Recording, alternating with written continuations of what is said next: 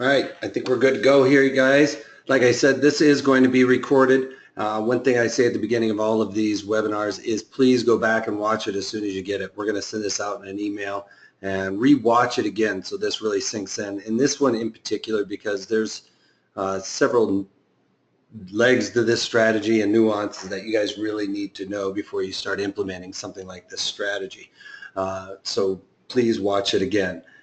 Let me go over a couple of things before we get started here. My name's Eric Wilkinson. Some of you guys may recognize me from CNBC, Fox Business, or from the Wall Street Journal for my commentary on everything from geopolitical to economic and market analysis.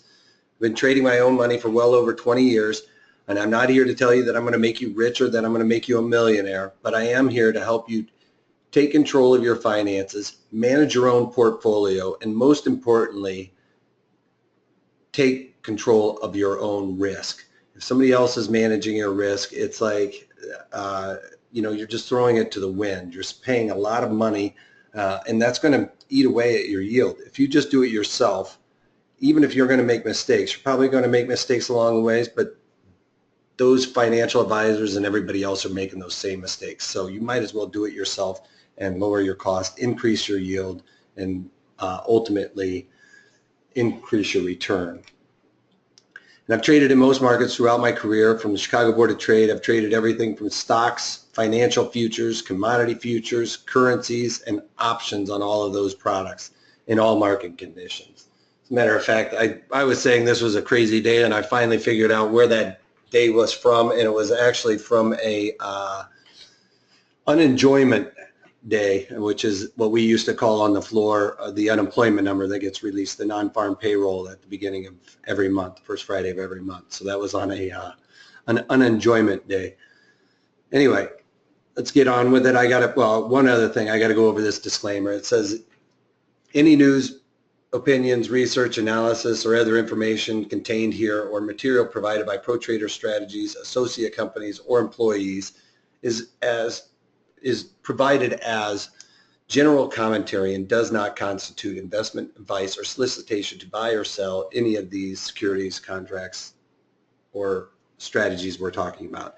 And the reason why I have to go over that is because if somebody out there is telling you guys, hey, you need to go out there and buy Tesla right now because, it's at whatever, blah, blah, blah. Well, at the end of the day, it's not responsible for them to say that, for one, because they don't know what everybody's risk parameters are and they don't know what what's in your portfolio. So I can't really do that with good conscience to go out and tell you to do this. What I can do is teach you guys the different things to look at with strategies and how to build them properly to increase your probability of success. But at the end of the day, it's up to you guys to do your own homework. And please remember that past performance of any trading system or methodology is not necessarily indicative of future results. Also, full disclosure, we may be talking about stocks that are underlyings, indices, ETFs, whatever, that are already in my portfolio. And I'm not trying to tell you guys to go out there and buy these because I think it's a good deal. At the end of the day, I'm just giving you the example of what I've done, why I've done it. If you watch the daily market commentaries, I'll go in there and say, hey, I need to add this. I don't really love this, but I need to add this strategy to my portfolio in order to balance it out, to either get more negative deltas or more positive deltas, add some more vega, stuff like that. So at the end of the day, don't just do everything I'm always doing. Because it might not be really appropriate for you. I have a pretty high risk tolerance, so that might not fit your personality. So please keep that in mind going forward. Anyway, this is going to be on a call Christmas tree. Now, out there on the web and stuff like that, there's all kinds of different ways to supposedly create the Christmas tree. And being from the floor, this is the proper way to build a Christmas tree. I've seen all kinds of different things out there on a Christmas tree, and I don't know where they came up with it being a Christmas tree, but they claim it is, and it really isn't. But this is going to be the way that we used to trade the Christmas tree on the floor, and really the proper way to do it.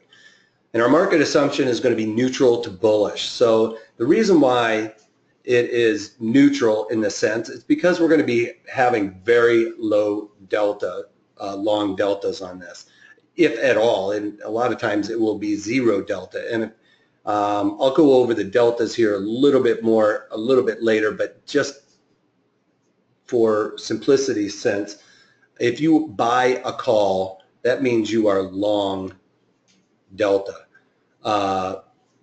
So if you sell a call, that means you are negative delta. So when you're looking at the options chain, you'll see a positive delta there, and that's on the assumption that you're buying a call. So when you buy calls versus selling a call, that would be the positive delta versus the negative delta in that sense. Is this for Christmas, Trevor's asking. It will sometimes put nice little presents under your portfolio, but it doesn't have to be used for Christmas. And Rick is asking, is this for a beginner? Never traded options before. This is along the lines of a beginner type strategy because we are going to be doing it as a debit, so you know your risk right off the bat.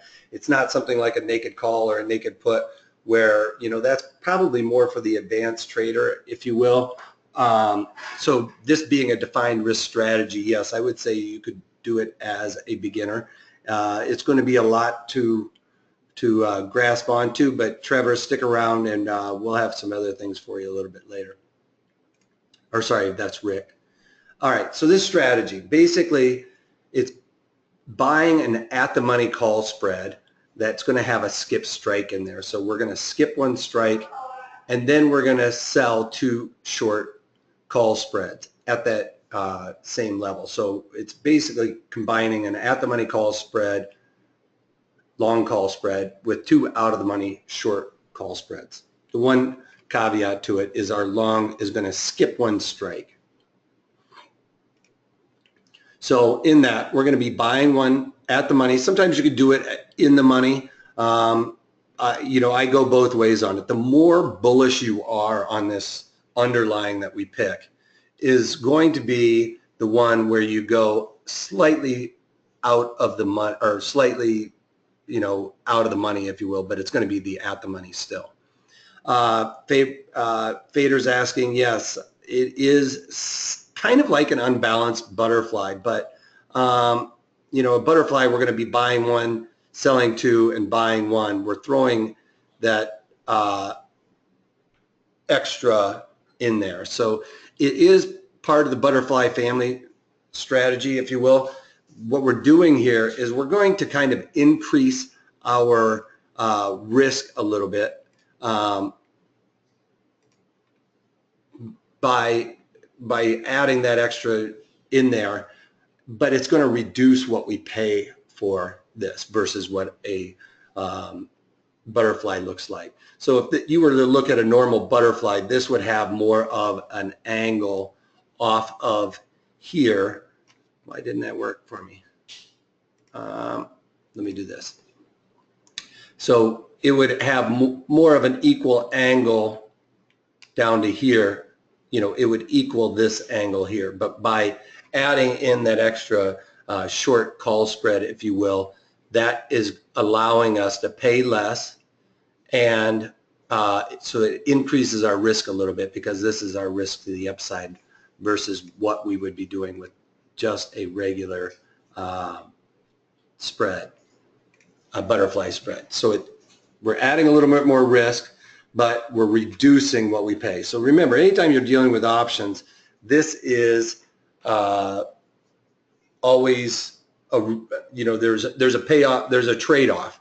If you're increasing your risk, you're usually increasing your reward in a sense. So in this regard, we are increasing our risk, but because we're paying less of a debit, we ultimately are increasing our reward when we pin at our 42 strike here in this particular example. So as you can see down here, I have it where in the August futures, you're buying 140 call, which was just slightly in the money at the time of this when I screenshotted it. Selling, we're skipping the 41 strike here, you see. So then we're selling 3 42 calls and then buying 2 43 calls. The reason why this was called a Christmas tree on the floor from is because, you know, you're kind of long that at the money call, which is the 40 strike, and then you are skipping a strike, so you're going a little bit higher. So then you're selling your 3 calls here, and then you're buying your 2 other calls to define the total risk on this strategy. So the idea is it kind of looked like a Christmas tree, if you will. This being the trunk and that being the Christmas tree. All right, so that's kind of where this name came from. You know, when you're talking with a butterfly, the butterfly is because it's got the base where you've got two wings, 2 here, and then you've got the wings like that, if you will. So the base is right here of the butterfly with the wings. Isn't that a pretty butterfly? So that's the difference. That's where they've gotten these names, in a sense, just from the way that they kind of set up. And it does kind of look like a broken wing butterfly in a sense. It is kind of like a broken wing butterfly with that extra call spread on it. So you're going to be paying less for this strategy than you would for something like a broken wing butterfly, right? And yes, the risk profile thing on TOS is great. To go to the Analyze tab, shows you exactly what your max profit would be on a chart, if you will. So basically, our max profit, which I'll get into here in just a second, but this shows you know, basically what your max profit is, which is up here, and your max loss, which is down here. Your break evens are right here. All right, so that's where that is very useful. But you can see we know exactly what our risk is, and anytime we're doing a strategy for a debit, that's the maximum risk we have in this. Yes, this is being recorded. All right, so let's move along.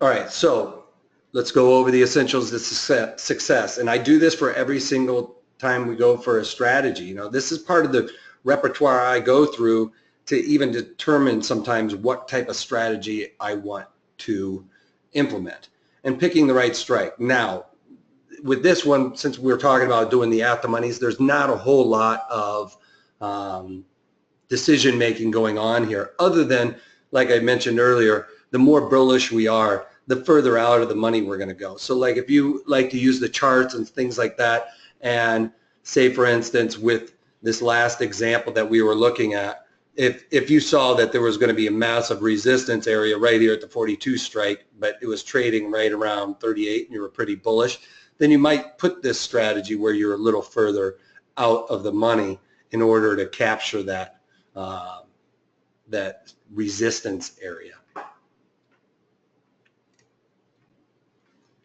All right, so that's picking the right strike. Let's move on to picking the right duration. Now with this one, usually I talk about with debit spreads, we're kind of looking at something where we don't want time decay, because time decay is going to be against us. This is going to be a strategy where time decay is actually our friend, despite the fact that we're doing it as a debit, or because we're paying a debit. The reason why is because we want it to rally up and pin, you know, at that, or get up to that 42 strike and have those 42 calls that were short expire worthless. Everything above and the 43 calls we want to expire worthless. And we want to get the full bang for our buck on those 40 calls. So this one, we do want it to rally up, but, you know, time decay is our friend, because we're going to be selling those 3 calls, and that's going to be the one that would eventually hurt us if it were to continue to rally up and go beyond. But remember, our max loss is going to be what we paid for it. So we want, shown this almost in every webinar, we want this theta decay happen quickly and decay out those calls that were short and the really far out of the money calls were long. Not really far, but further out of the money. And so we're going to be picking we're going to be doing this, picking the right environment. Now I usually talk about volatility and implied volatility in this part of the area. So there's a lot going on with this strategy. So you can pick this in a high volatility environment or a low volatility environment. So if the stock's going to be at or near our short strikes that I was talking about, that, like, say for example, in that example, those 42 calls, we want the volatility to decrease. All right. So if it's going to go up there and, you know, it has higher implied volatility, we kind of want it to settle down and then see that volatility decrease, because then we're going to see the volatility come out of the options that are just out of the money. And our main concern is those three options that we sold in this strategy. So decreasing that implied volatility for those near to at the money options will decrease in value of those three calls that were short, and it'll increase the overall value of the Christmas tree. So that's where we're going to gain our money, is because we're short those three calls. As those decay, it's going to increase the value of our Christmas tree, especially when it's right there close to it. So we'll be able to get out of the strategy rather quickly if that happens, if it all comes together quickly. And we don't really want it to go above those short calls, keep in mind, because that's where we're going to start seeing an accelerated loss, or towards our max loss in that regard. And keep in mind, this is with a call butterfly. So when the market's rallying, as you guys may have noticed, when we've seen this last rally, these last week or so, 2 weeks now, volatility is at the lowest we've seen since basically August of last year, which is where we basically saw that flash crash. So anytime it starts getting really low like this, I start getting really nervous, because it seems like the shoe is about to drop. And if the stock price is approaching or is outside of our long strikes of the out of the money ones, then we kind of want volatility to increase, because the increase in that volatility will increase the value of those options that we own. So, you know, while having a less effect on the ones that were short. So that, you know, you want a lot of different things going on here. Ultimately, we want it to kind of rally or settle down, be neutral, and then see volatility come out, because we'll be able to collect our money quicker. But if it goes and blasts out way above our out of the money 43 calls in the example, then we kind of want the volatility to increase at that point. All right. So there's a lot going on with that environment, and I just wanted to go over that. At the end of the day, I usually pick a middle, like to pick about a middle of the road. Like I talk about when you're selling option strategies, above 50 IV percent, below 50 IV percent, you know, or in the teens is where we're going to be wanting to buy options. This one I'm kind of picking around, you know, just about anywhere, to be quite honest. It really will kind of fit in there, but ultimately I'd like to see a little bit higher volatility in this product, and expecting it to kind of settle down going forward. Maybe it's a really good one to put on like after an earnings, where, you know, the binary events happen, you know, they just came in line with their earnings expectations. There's still some high volatility in there, high implied volatility. You throw this strategy on something like that situation, and watch that volatility come out of it, and it just is going to kind of flatline where it was. You know, it's all priced in basically. All right. And know our exit strategy. Oh, sorry, I skipped picking the right underlying. So picking the right underlying would be something that has high volume and open interest, you guys. I talk about this also in just about every video. The high volume and open interest in that underlying. Don't go out there and pick some stock to put this strategy on, because especially because there's multiple legs. The more legs you have, the tighter you want this. You want it something like Apple, or where everybody's trading in there and it's really tight, because this is a six-legged strategy. So the more edge you have to give up on all those, the worse it's going to be for your return, because you're going to have to give up a lot to get in. You're going to have to give up a lot to get out. So pick the right underlying. Make sure it's got tight bid ask. A tight bid ask for me is any stock or index or ETF that's trading under $100. I want that bid ask to be less than 10 cents. 10 cents or less is where I draw the line. This one I would like it to be even tighter if that's possible, but you want it to be at least inside of 10 cents for something like that. And knowing your exit strategy before entering the trade, that means in this regard, we're paying, let's say, for a strategy like this, I like to pay no more than about 25% the width of those skipped legs. So in my example, I gave you the 40 to the 42. That's $2. You know, I wouldn't want to pay any more than like 50 cents for this strategy. And if you can get it down to like 20 cents or something like that, then that's, or, you know, 30 cents is usually where it kind of falls into place. Then that's ultimately where you want to go.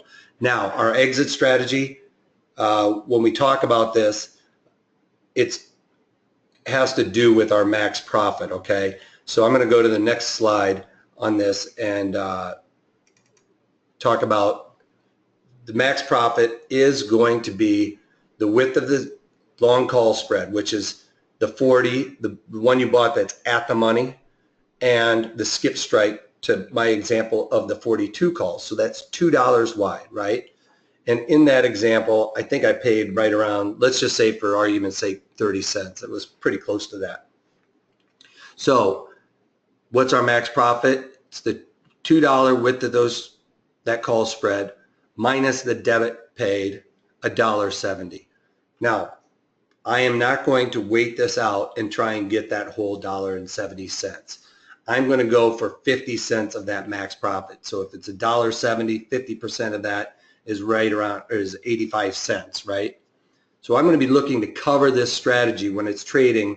You know, I paid 30 cents for the debit. It's add the 80 cents in there. So about $1.10, $1.15. That's where I'm going to look to cover this strategy. Yes, you're paying more in commissions for this strategy than you would be for, say, the iron butterfly, or sorry, the butterfly. But you know, this is for that situation where I don't look at commissions a whole lot. With this one, I'd be a little bit more concerned with it. But at the end of the day, when it fits fits what you want, then this is a pretty good one, because you can get more for it if you have a pretty good inclination that it's going to go to your short strikes and stay there. You know, for instance, if it was up against a resistance area and that's where you thought it was going to settle down at. All right, so our max loss, like I said, anytime you're paying a debit for any type of strategy, that is your max loss. And we're paying a debit for it, so our max loss is that debit we paid. Now keep in mind, we have two break-evens with this because it's kind of a ratio on there. So the first break-even is going to be that long call that we bought. So those 40 calls in my example, plus the debit of 30 cents. So when the underlying is trading $40.30, that's our break-even on the bottom side, okay? And if you're buying an in-the-money option, usually your break-even is slightly below where the underlying is trading. So keep that in mind too. Sometimes your break-even can actually be above, below where the underlying is trading. So you've already met your break-even. And the other break-even, now keep in mind, I actually have or here because they can't be at both places. The underlying can't be at both of these places at once. So it's your break-even's either the at-the-money long call plus the debit you paid, or the out-of-the-money long calls minus half that debit. So those long calls, remember, we're long the at the money's in the beginning, and they won't be at, they'll be in the money if it reaches the second part here, and these will actually be in the money also. So, but for the example and for simplicity, I'm going from the beginning and knowing where our break even is. So those further out of the money long calls, which would have been the 43 strike in the example I gave you, minus half the debit you paid, because remember, there's 2 of these long calls and there's only 1 of these. So this one gets the full debit. This one has to split that debit between those 2 strikes. So those 43 calls minus half the debit, which is 15 cents, because remember we're paying a total of 30 cents in the example. So 15 cents from each call gives us $42.85. So that would be our break even on the downside. Does that make sense to everybody? I know I kind of ran over that real fast.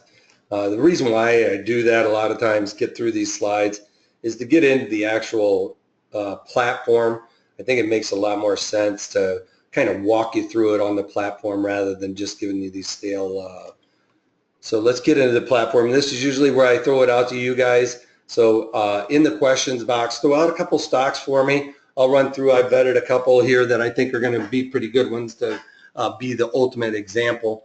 But we will go through like your examples and see if it works out. You know, I mean, that's the best way to really do this, and everybody's firing away at it. Oh, Rudy going for Priceline off the bat. He likes the big dog.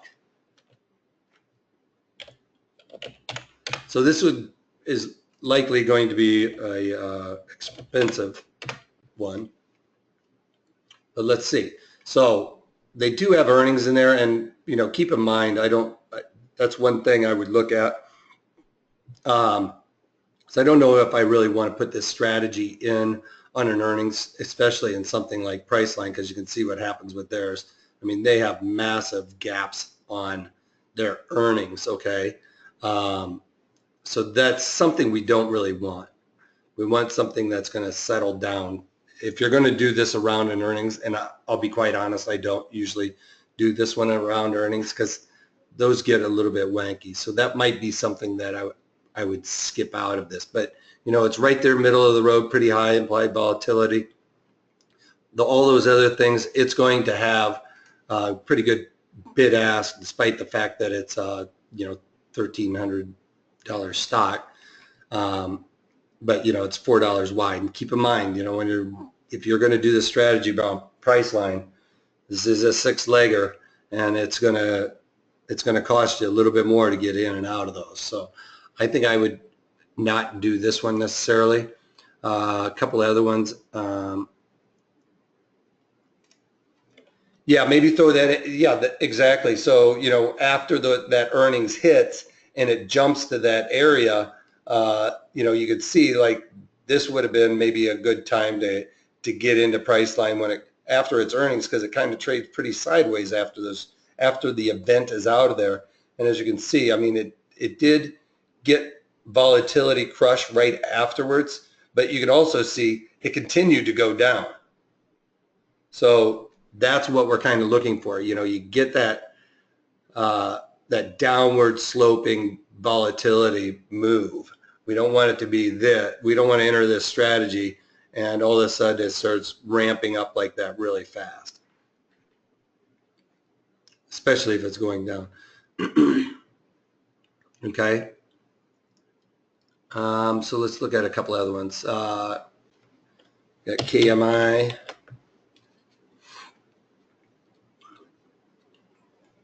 So Kinder Morgan, so they have earnings coming out also. They have really low implied volatility for having earnings coming out. So that's pretty close to this, and it's going to be hard because we're getting back into earnings season here shortly. So like basically, I think next week starting on Tuesday as Monday, but there's a lot of earnings starting to come out now. And I've done webinars on earnings also. So JP Morgan, you know, Mesa, I had JP Morgan as an example going into today. They what's going on with JP Morgan? Oh, because I got the wrong guy. I was like, didn't they just have earnings? Yeah, because they beat on their earnings, I believe, right? And then they popped up, and everybody else, like Citi, Wells Fargo, everybody else was like capturing that run. They were like, oh, if JP Morgan made money, then everybody's got to make money. But then, of course, Citi and Wells Fargo come out and didn't do as well.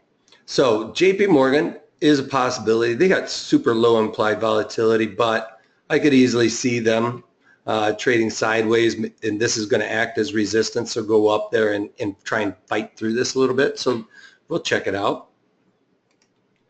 So go to the trade. So we're going to go to closest to that. I like to usually do it around 45, 35 days. 35 days is where you're really going to see that theta decay happening that I talked about. So that would be, let me just show this real quick. The theta decay. So as you can see, 35 days in, this is where you get that theta decay where the premium kind of sucks out. So that's pretty good for this. I don't really want to go out there too long. Plus, this is a pretty tight spread generally, so I don't want a whole lot of time to be wrong. I'd like to have this happen quickly and have my theta decay happen, have the volatility come out of it really quickly and get in and out of this strategy. So this is right in that wheelhouse for what we're looking for in this strategy. So on back to JP Morgan. So in this, I look up here. It's trading around 64. It depends on how bullish we are. But on this, we're going to kind of go and buy the one that's just slightly in the money. You know, depending on how bullish you are, you could buy this one also. And skip a strike. You know what? I don't want to pay a lot for this one, so I'm going to go out, just slightly out, skip a strike. Oh, the markets aren't very good right now. So I'm not going to get a whole lot to pay for all of that. So if I sold 3 of these and then bought one of these, you can see I'm paying a lot. I don't like to pay any more than like 50 cents on those. Not that this is going to do anything, but that's why I wouldn't want to do this one. I'm going to mess it up, but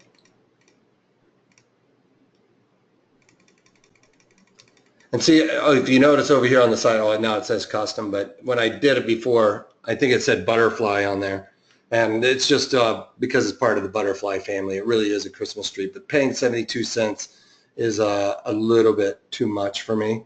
You might be able to get it a little bit better if you go out to the September and do the same thing, kind of go and buy these. What did we buy? The 65s.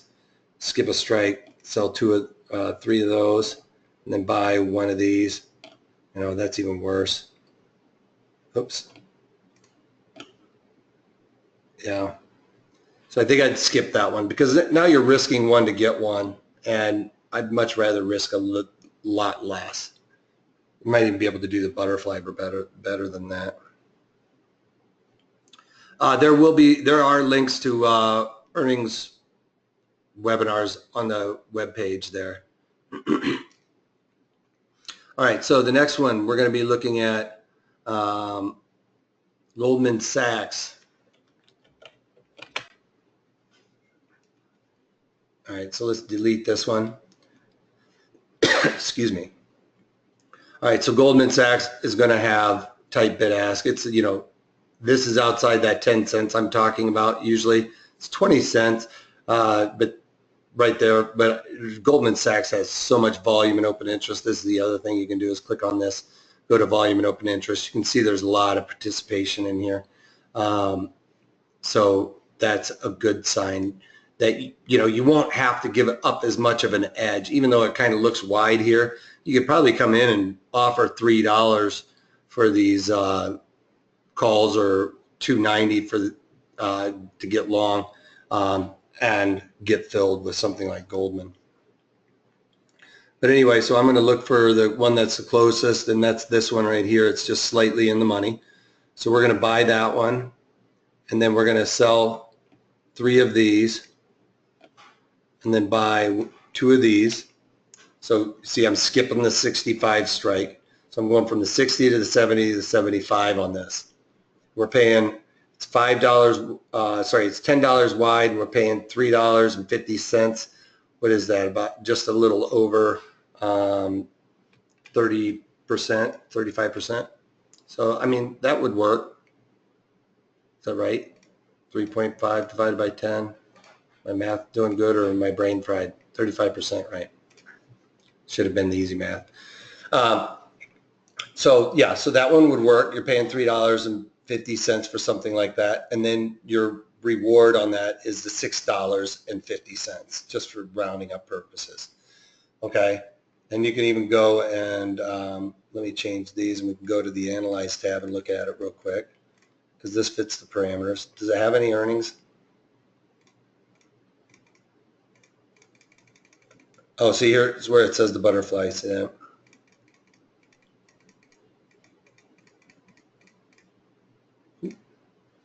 All right, so we can go and analyze this also. So you go and click, right-click on, if I right-click here, then I can go to the Analyze.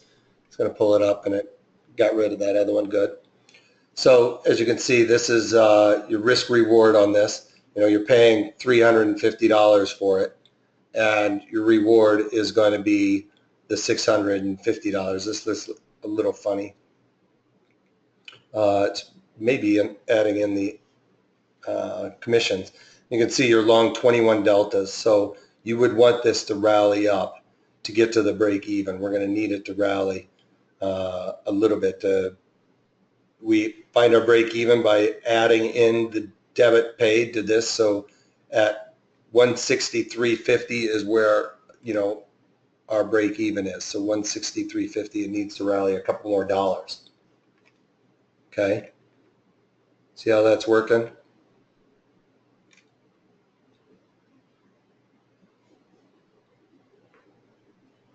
Oh, was it a dollar debit on a $5 wide on that last one that my example was?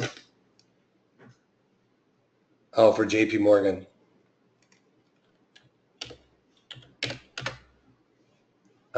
So we were doing JP Morgan buying, which one did I do? This one? So yeah, you're right. Sorry, I didn't even notice. So it is I went probably in the money, didn't I? Dollar wide. Is this the one I did?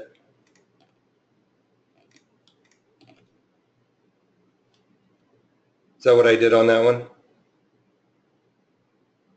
Yeah, a dollar for a $5 wide would be very good, yes. So what did I do differently here? 1, 2, 3. Did I do the one that was just out of the money? 1, skip a strike, 1, 2, 3. And these, you know, you can see this offer is, you know, it's telling me I got to pay 6 cents. During regular market, this one probably would be 4 cents or something like that. So for something like this, I would probably go in and just pay a little bit less for it. So that's even better, you know, I guess 74 cents for a $5 wide. That is nice. What did I do with my... Yeah, because then you can figure out what it is by doing the, we're paying 74 cents divided by the $5 wide. Yeah, that's really good. Because then you're getting the whole, what, $4.25 profit potential on that. That is very good. So that's definitely a good one. Nice catch. Thank you, John.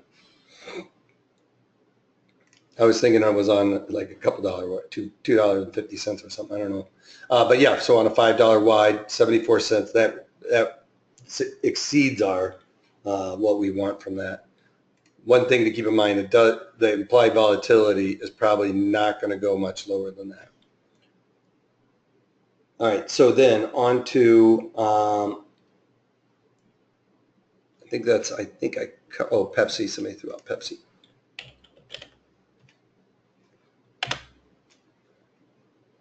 So Pepsi just had its earnings, and they beat, so they popped up. Yeah, I could easily see them. They're at the historical highs there. I could see them coming off a little bit and even trading sideways, despite the fact that I don't really love, anytime it gets overextended here, it's going to have trouble fighting it because there's going to be a lot of people wanting to take profits and bring it back down to somewhere in here anyway.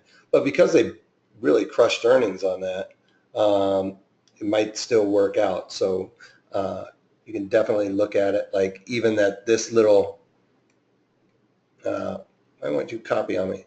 It's not letting me zoom in on that. Usually when you get these two you get like a doji that looks like it's going to come back off, and then you get this hangman right there, like a hammer and a hangman. That's usually a pretty good sign of a continuation. It's where they're just kind of battling it out at a top. So let's take a look at it. 5% implied volatility percent right here. So that's pretty low. It's not going to go much lower than that. So we're trading at 109.66. That's close enough for government work to go in here. 3 cents wide. It's over $100 stock. That's really good. So we'd want to buy this one maybe, or you could even go in here. You're going to pay a lot if you go into the money on that. So I don't like to pay a lot for my options. And that's offered at 2 cents. That's a little wanky. But just for the example. And then go in, and if you ever see the bid on the one below it, like this is offered at 2 cents and you see this one offered at 5 cents, I would never pay 5 cents for this, right? Why would you pay 5 cents for that one when you could pay 2 cents for that one? Just doesn't make sense. So don't ever do that. I mean, in that example, it could be like, they could be like 20 cents and the next one could be 20 cents also. Which one would you rather buy? Which one would you rather sell? Sell the further out of the money at 20 cents and buy the one that's closer in the money. Increase your probability. So another example, $10 wide, $1.18, that's, you're only paying 10% the width of these strikes. So that's a pretty good one. But keep in mind, I think we want a little bit more implied volatility in some of these. So let's go to a couple that I vetted. And that one that one Delta Airline one that I had on the screenshot. I actually took that screenshot today, and let me get rid of this. So Delta Airlines recently had their earnings right here, so that's pretty close to being in line. And keep in mind, the reason why I like this one is because it came in line. I think oil prices are going to go down. So this is kind of the things I talk about in the daily market commentaries. Is I try and throw out these tidbits of why I think I like this particular strategy. And it's gotten overextended to the downside. It's coming back. And with the market, I like the market profile because this tells me where the most volume has been traded. This is where it's gone back and forth the most. It's where the most interest is, where price has been discovered at, and that kind of gives you an indication as what the overall market thinks is value. So anytime it gets overextended, it has a tendency to want to go to this, I call a magnet. It's a magnet. And these are the support and resistance lines. So anytime it gets overextended, you got to look to want to buy this. So that's going to act as a resistance though on the way back up because the bears are going to fight it. So that could be a pretty good place to be picking our short strikes, which is why I did the 40, 42, 43. Because I thought, it could push above this a little bit, but that's going to act as a pretty good resistance area. And it's got, as you can see, relatively middle of the road volatility. If we go in here and look at this one, we can check it out. See, it's 26. I guess it's, it's slightly lower. It's below that 50%. But this is in that area, between 50 and 25 is usually where I struggle with like putting on a strategy a lot of times, and this is one that kind of fits that area. If I want to buy options, I want to buy it with super low implied volatility. If I want to sell options, I want to sell it with super high implied volatility. So this fits that area. I guess if you could say a sweet spot, somewhere between 25 and 50 is where I really like to do this one. If you don't expect the IV to go any lower, do you think that IV will start to go back up? And would you put on the trade if you think IV will be going up? I would not, Trevor. I would not put this strategy on if I thought IV was going up for several reasons. One, when volatility is going up, that means there's volatility happening in that underlying. And I really want this one to be, you know, plain vanilla, just kind of that boring stock you wouldn't really even want to buy so much because it never goes anywhere. You know, Walmart used to be like that. Walmart used to trade sideways. Yahoo is like that. Yahoo would be a good example of it, like as vanilla as you can get right now, because Yahoo has done nothing, right? But it's got earnings coming out, so I really wanted to use this one. But right after earnings, this might be a really good one to do this with, because I expect they're probably going to come out as expected with their earnings, and this would be a good time to put something like that on, because even on their earnings, they don't move a whole lot, and it's really close to its value area where the most time and volume has been spent. But this, you know, is atypical. You want it to kind of put it on here and let it just rally up and just die on the vine for you, right? And it's on sale. What's that? What's on sale? Yahoo? Yeah, Yahoo could be a takeover. That's what you're saying. So yeah, that could be dangerous. But you know, at the end of the day, you're also, it's limited risk, so you're not naked on any of this. This is a limited risk, so you have that going for you. So what was that one? I want to get a couple of examples that work out also that I kind of vetted. So in that example, you know, it's right there at 40, right? So we're just slightly out of the money. And we can look at this example and look at it from the delta point of view. So this is a 51, so they've kind of changed since I did it. So we're buying this one. We're going to sell 3 of these. So when I do this, build this out on TOS, I don't know how the other platforms work. When I'm building a strategy like this, you hold down the control button to add the different legs. So the first one I'm buying, see, that's what would happen if I didn't hold down the control button. It just gets rid of everything. See how it does that? So it gets rid of it. I'm clicking on this and it's not adding more quantity. So when you do it, you buy that one, hold down the control button, 1, 2, 3, and I build out all of my strategies. I don't ever go to this up here and pull down theirs. I don't usually like their, unless I'm going to do a straddle, I guess. And I still do. I still build it up.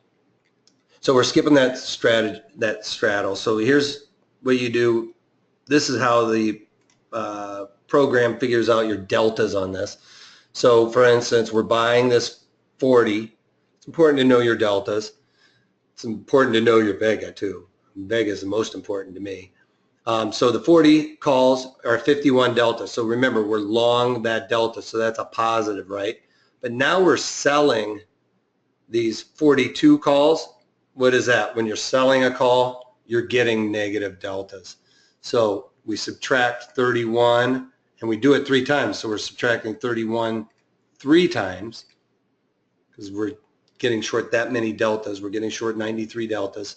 And then we're going to add in these, did I do that wrong?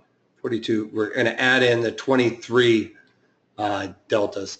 So we add the 23 plus the 23, and that gives us slightly, 4 delta means for every dollar change, it's going to change by, 4 cents basically. So that's almost 0 for the most part. Sometimes you can build this strategy out and it is 0. And so the reason why it's going to be slightly more deltas to the upside is because we're picking that strategy that is starting with the just out of the money. So, you know, if we're out of the money on the whole strategy, we are definitely more bullish, right? Because we want the upside there. So since we're buying this slightly out of the money, that's going to be more positive delta. If we were going to do this one with the 41s here, it'd probably be closer to delta neutral. And our break even would be below it. So let's look at our break even. We're paying, I don't know why it's saying that, oh, I didn't add in the other one. So I need to add in another 43 to get that. There we go. So our debit paid is 27 cents here on that strategy. So this is the one that I built out for us on the other one to set it up. So you can see we want to be slightly bullish on this because we want it to rally up and pin at that 42 strike at or before expiration. We'd like it to go up there and trade like 175 for the most, or 41.75, and just kind of just go sideways for the most part, maybe pop around a little bit, but not really. I don't want it to go too high above us. But remember, it's a defined risk strategy, so even if it goes through your 43s, you know that's all you've risked, and there's no way really to defend this to make it all that better. You might be able to go down and sell some puts or something like that out of the money, but that's creating a whole different strategy. But at the end of the day, you've defined your risk in the beginning, so you don't have to do a whole lot with it except for wait for it to start trading around, you know, $1, maybe $1.10, $1.15, something like that. And that's where I would look to cover it when I was able to sell this for about $1 credit. Does that make sense for everybody? You guys have any more questions real quick or anything?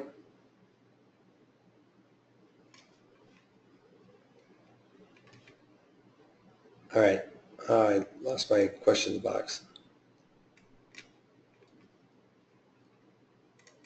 All right, so you know, that about wraps it up. Other than, so you guys that have been in this for a long time, I know I see a lot of returning names. You guys hear me talking about deltas and stuff like that. You know, we just did this course. I've just done a bunch of videos on volatility crush, you know, and how to take advantage of volatility coming off. Kind of similar to what we've talked about in this long call Christmas tree. We want the volatility to come off a little bit. And these webinars that are webinars and videos, some of them are like 15 minutes. You guys should really sign up for this because it is really valuable information. I can't tell you, I can't express how important it is to really understand volatility and how it affects premiums. And this course really goes into detail on this. So if you guys are signed up for my other classes and stuff like that, this is one of these things that you have to really know. And this is limited time only, today only. We're giving it for 50% off, so that's a great deal. And if you can, if you take this course, I can almost assure you that it will save you $500 in the long run. As a matter of fact, it's going to make you $500 relatively quick, because this is how I trade, and it is all about volatility and how it affects your option strategies. This is what we used on the floor. This is the whole mentality of a trader from the floor and how we would make money. This was our determining factor of what we wanted to do. Fairhat, I'll talk about that in a little bit. Is there a put Christmas tree? Miguel, yes, we're going to be doing that one next week, so stay tuned for that one. And Trevor, last week I didn't do a webinar because it was probably a rerun. I was on a family vacation. So yeah, this is a really good strategy with the long call Christmas tree. I really suggest it. But you guys seriously like to understand volatility. All of these different ones here will explain it. And Tycho is a buddy of mine from the floor, a guy, really good guy. He was a customer and a trader on the floor that I used to deal with daily. Don't ask him about any of his stories about me on the floor because he'll probably tell you. Anyway, so you'll be talking to Tycho if you call up to order this today. Great guy. Tell him I said hello. And so this course is really designed to help produce consistent winners using, volatility, when and where and why you should be buying or selling the options. And like I said, it will more than likely pay for itself really, really quickly. Like I said, every strategy I do, first thing I'm looking at and trying to figure out what kind of strategy I'm going to put on something is volatility. I mean, if you guys saw on my watch list over here, this watch list right here, IV percentile, that's what that is. You can go into the gearbox, punch it up there. I show you how to set all this up all the way through scans and stuff. But, that's the first thing I look at, and I like to sell option strategies for the most part. That's why I have it sorted from the top to the bottom. That's how important volatility is, and taking advantage of that. TJ's asking me, so there is one more thing. There's a link in the chat box that you can click on to get to this this special offer, and then you can also basically, for signing up for this webinar, you'll get like another promotion as well. That's like $7 or something like that. You can get all the daily market commentaries. But how to calculate volatility crush, when the right time, when is an option price too high? That's when I'd want to be selling it, and that's how to figure that out. So all of these things, it's great. The volatility crush class, we've done a lot of work on setting that up. All right, so I'll go on to a couple of your guys' other questions that weren't really pertaining to this, but what was I going to say? 2 weeks. Steve, I don't like to. Steve's asking why not do 2 weeks and pay a little bit more, but realize results faster. I don't play in the weeklies a lot, just because there's more open interest and stuff like that in the monthlies. If you find that you like to do that, I'd love to hear some of your results on it. I might even start playing around with that a little bit. I just usually stay in the monthlies for my strategies. That's the only reason why. Trevor's, I guess I'm old school that way. We didn't have weeklies when we were on the floor, so I just always stuck with monthlies for the most part, unless I'm doing, of course, earnings trades, so you'll see a lot more of that coming up. Off topic, but what is your bread and butter option technique or strategy? Great question. They threw a link in there for it.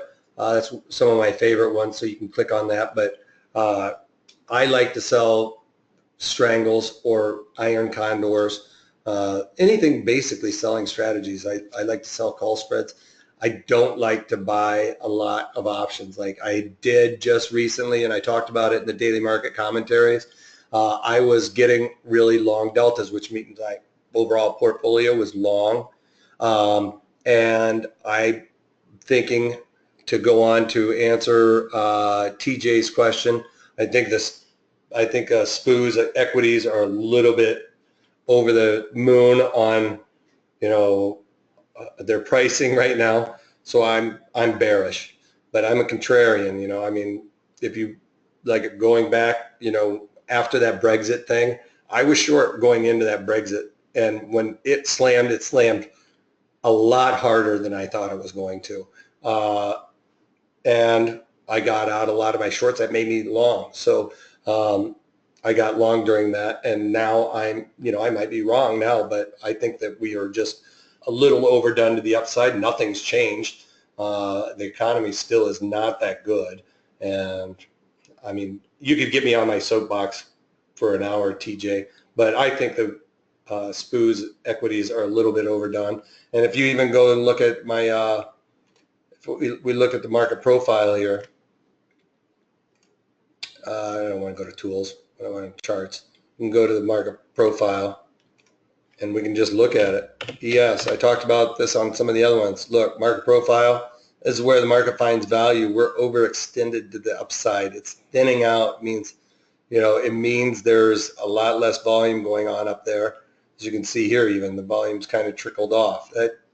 Those are signals that tell you this could be topping out. It's not necessarily topped out, but it's getting, it could go a little higher and get really thin. But, you know, at this point, I'm starting to add short deltas, which means I'm, you know, there's not a whole lot of high implied volatility here. So I've been forced to go in and buy puts, which I even talked about it. I don't like doing that. It feels like I'm throwing money away, but or kissing your sister or cousin or something, because it feels wrong for me to buy options, and but there's not a whole lot out there to do. But I want to add more negative deltas in my portfolio. That was the best thing out there, so I just bought some cheap puts to add negative deltas. Take advantage of it if we get a real big sell-off. So I picked a lot of things that were, you know, really pushing higher on to nothing, and might see them come off a little bit.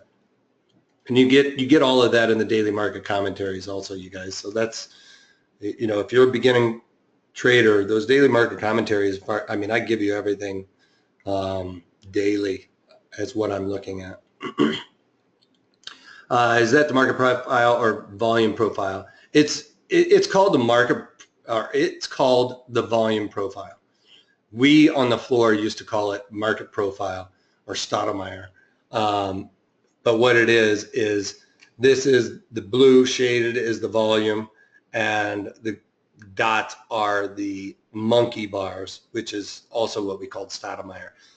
The dots are actually, I don't know why I can't zoom in on that. Those are actually numbers, and every time frame on a 15, or maybe I think it might be on a 30-minute time frame, goes to a new number. So they just kind of stack up. And if you look at them, they're different colors and stuff like that for the different days, and they'll just stack up. And as they stack up, it builds out. Same with the volume. The more volume that's traded at a particular strike gets the bar. So sorry if I misspoke on that, calling it a market profile, but I call it the market profile. It's hard to break those old habits. Yes, Farhad, I would do a similar situation with puts. If I was more bearish on it, or slightly bearish, you know, with some of these other ones, you know, that would be, especially with the market at highs, you know, we could see it trickle back down. So a long put Christmas tree would be a good example of that. And I'm going to do a webinar on that next week. So if you love this strategy, if you love this strategy, stay tuned for that one. The red bar is where the max volume is, and the yellow bar is where the most time is. And you will see it a lot of time overlap one another. Sometimes you'll even see it where it's really far apart, and usually when it's really far apart, it's because it's gotten extended where all the volume is, but it's just traded there with no volume at all. It's just kind of flatlining up there. Nobody's really participating, but it's just not going anywhere.